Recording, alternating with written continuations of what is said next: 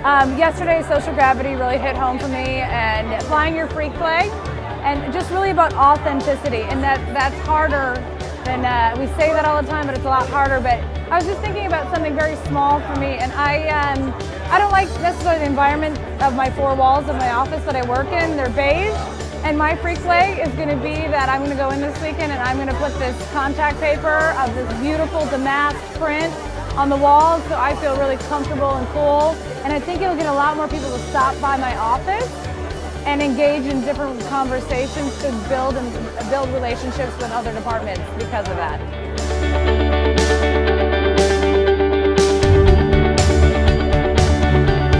I was in TJ Shear's session, and it was talking about, well, he did, I think it was facilitating meetings. Yeah, facilitating meetings, I believe.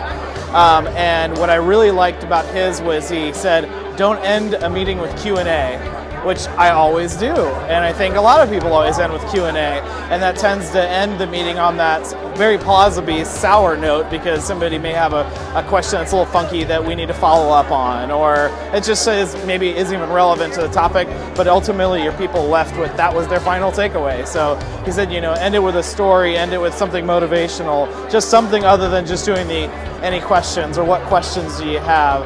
Do that a little bit earlier on, and then end with something that's going to have everybody going home with a positive can-do attitude.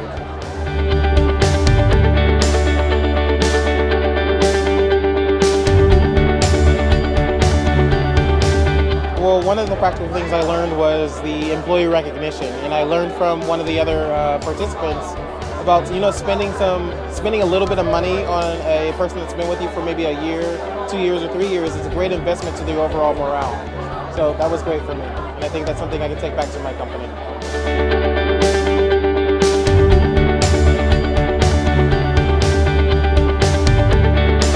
One of my key takeaways today was from Jennifer Johnston's session on participant management, and thinking about how most of my training materials are for auditory learners, and no one in the room was an auditory learner.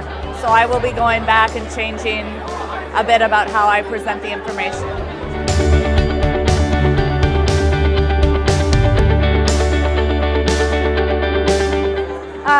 I have my business cards out, and I was really hesitant to put these in everybody's bucket because I get those calls, those sales calls from the same people or same companies, and key takeaway was that I'm going to answer those calls. I'm going to call them back because I want to build those relationships with those people. Even if I don't need that product now, you never know when you're going to need it later. So I want to make sure I've got a good rapport with them.